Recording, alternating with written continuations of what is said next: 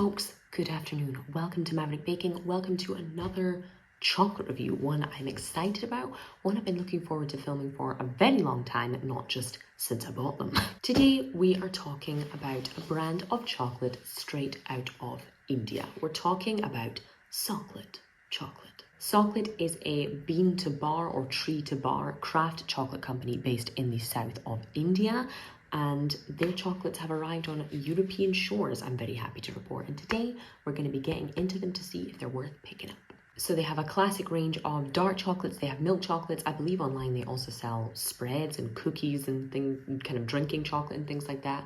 But today we're going to be tasting 4 of their bars that I picked up here in Italy. We're going to be tasting dark chocolate with hibiscus and pumpkin seeds. We're going to be tasting dark chocolate with chili and salt, dark chocolate with cacao nibs and peppermint, and we're also going to be tasting milk chocolate with pistachio and saffron. So I'm going to be trying them in that very order, starting off with the hibiscus and pumpkin seed. Straight off the bat, I love the packaging. I think it's so simple and so minimalist, but also so regal looking. I love the colors. So this is going to be a 70% chocolate, super minimal ingredients list: cocoa, sugar, toasted pumpkin seeds, hibiscus flowers, and some Indian spices are all listed in there.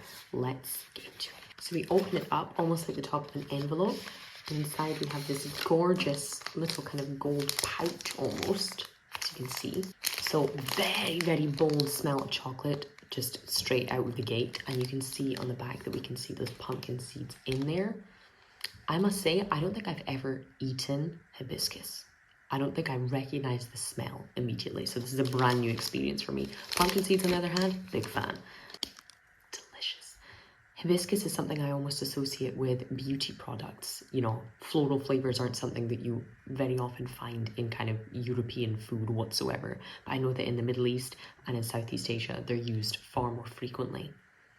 So let's get into this and see how it is.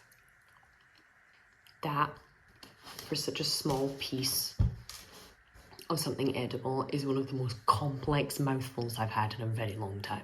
If there's one thing that is fabulous when tasting anything, it's when you can feel it kind of touching every taste bud. This is one of those moments. For being a 70% dark chocolate, that is gorgeously smooth.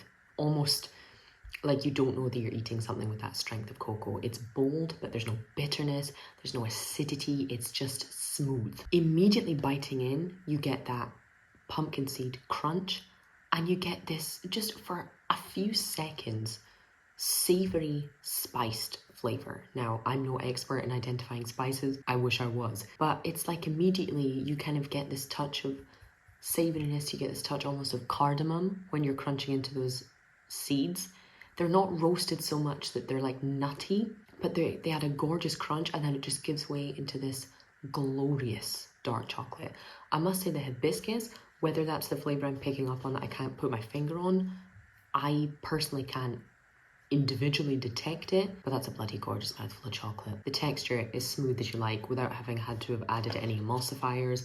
It's not acidic, it's not bitter, and there's hardly any sugar in it. It's got a little bit of crunch, it's got complexity that is stunning. Would I say it delivers my first true taste of hibiscus? I don't know, because I can't really pick up on it individually, as I said. But that is a delicious bar of chocolate. It's a flavour combination that you certainly don't see every day, and I'm very intrigued to get into the others. I'll happily give that a 4 out of 5. Let's move on to one that excites me a lot. It's a combination that can be done really, really well or really, really badly. So this is the 70% dark chocolate with, forgive me for butchering the pronunciation I imagine, but Bhut Jolokia chili and pink Himalayan salt. Again, super minimal ingredients list: cocoa, sugar, chili, salt.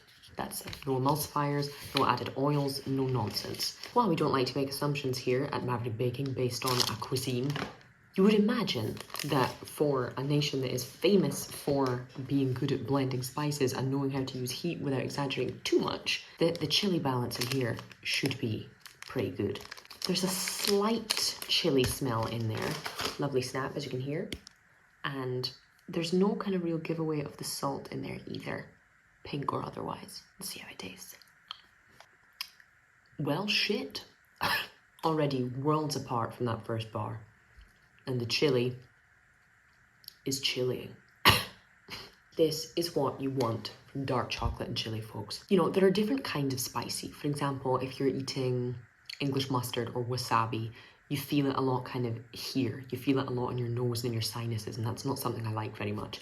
Or if you're eating ginger, you get an immediate burn in the mouth. You know, not burn, you know, you get an immediate kind of warmth in the mouth. There are certain kind of chilies that hit you immediately. There are some that do so and then fade away. There are some that don't hit you and then they hit you afterwards. This is kind of what we're experiencing here. Straight away, as you bite in, you start to eat, it's a nice, smooth, 70% dark chocolate, fairly unassuming. As soon as that hits the back of your throat, hello. But it then kind of warms up everything and rounds itself out. Like at the moment now, I have this kind of lingering warmth and that's it. There's no heat, there's no pain, there's nothing exaggerated. And there's this bizarre touch just as the chocolate starts to melt that is almost this kind of whack of an almost alcoholic flavour. The same way that you get from like the first mouthful of mezcal or whiskey. You know, like your whole tongue just kind of goes woof. Flavour-wise, we're worlds apart from this first one, but the same kind of feeling of my entire mouth. Everything is involved in this eating experience. It's not just the sweet part of your tongue. It's not just that, you know, you can feel it coating the sides of your cheeks or anything like that. Like every part of my tongue is detecting something here. And while I would say, personally, I would have gone a little bit harder on the salt, the chili is definitely the main character here. The chocolate is gorgeous, it's smooth, and that's the kind of thing that even though this is only a 50-gram bar, you're good after a couple of squares of that. That wouldn't, you know, that's gonna last. This would be perfect after dinner. This is perfect as something to literally wake you up. Be great with coffee. It would be great to use in a dessert, I can imagine. While it might not personally be my first pick, I'm very, very happy to see someone using chili in chocolate without fear. That's exactly what I wanted to see. So that is another happy 4 out of 5 for me. We move on to the two slightly lighter bars in terms of cocoa percentage. We're moving straight on from chili into the 60% dark chocolate with cocoa nibs and peppermint. Very intrigued to see how this one is. I love a bit of mint chocolate, love mint chocolate ice cream. To see it in a slightly lighter chocolate is something nice because often mint is paired with very dark chocolate because it can be just so overpowering if it's not. Immediate smell of mint immediately here. I'm guessing it was been added in the form of an oil, so it shouldn't add too much in terms of texture. But you can definitely smell that kind of lovely peppermint flavour in there. Snap, again, of course.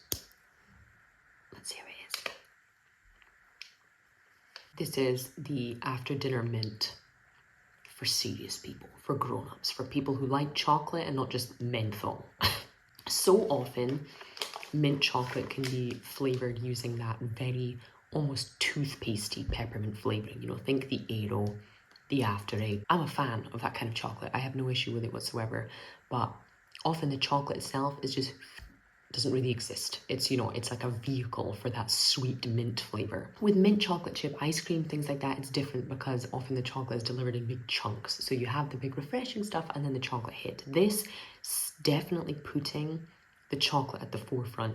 There is mint in there, and again, you can feel it everywhere, dancing all over your tongue without any kind of artificial Listerine-esque flavour. The cocoa nibs are in there to add a little bit of crunch, which goes perfectly because it means it's still refreshing without being too kind of blah. The chocolate is gorgeous and smooth while still having a big bold flavour. This, again, much like the one before, perfect as a little pick-me-up, perfect with a cup of tea, perfect after dinner. Gorgeous. Gorgeous, gorgeous, gorgeous. The cocoa nibs are a very gentle addition. I think they're in very, very small pieces. Often they can be very chunky and they can be a little bit they can sometimes stick in your teeth. This is very, very well done. It's very balanced. I'm looking forward to very slowly enjoying this one. For me, for what it is, that's a 5 out of 5. And moving on to perhaps a flavour that will intrigue a lot of you, and that is the toasted milk chocolate with pistachio and with saffron. Again, another flavour that is very, very underused in Europe. Very interested by the smell because it still smells like a kind of spicy, dark chocolate almost. I'm very intrigued to see how they've added the saffron. Wow. And how much of the saffron they've added. It does look as if the pistachio is going to be slightly less of a big player in there, but let's see. Let's get a piece that has a good few chunks on it. It's delicious, but is it what it says that it is? That, folks, is a very, very tasty milk chocolate. Almost feels somewhat like a white chocolate in how smooth and buttery and milky it is. It's not very sweet at all. There's no chalkiness in there. It melts beautifully, which a lot of people can't really manage to do with milk chocolate unless it's full of added oils and things like that. And it has this kind of toasty, caramelly, brown sugary flavour in there. But I'm not really getting anything else. In the aftertaste, there is like a whisper of saffron, which some people might say is the correct amount of saffron because it's a very expensive spice and it does have a pretty strong flavour that can be quite divisive. However, it's definitely not dominant. Definitely not. And the pistachio, as you saw probably from the bar, you know, it's not really there. You can see, if I pull it out like this, that you can see a couple of strands of the saffron on there, but aside from offering a touch of kind of scent of aroma and a very gentle linger in the aftertaste, the saffron isn't a big player here. The pistachio is almost just a texture. There's no kind of savouriness. There's no nuttiness in there. So while that is an absolutely exceptional milk chocolate, the pistachio and the saffron, it's like they've sort of fallen on top by accident as a byproduct of another bar. Based on that, I would give this one a 3 out of 5. Very interesting across the board. We've had some fantastic things in here. We've had some slightly disappointing things in here, but it's been enough that I'm very happy to continue eating these, and I'd be very happy to try some of their other range in the future. Let me know in the comments if you guys have ever tried Soklet chocolate. I will definitely be happy to go back to the same shop I got them in and try some of their other flavours to see if they live up to the very good ones here. But I'm afraid that's all I have time for today, guys. Thank you so much as always for watching, and I'll see you for the next one.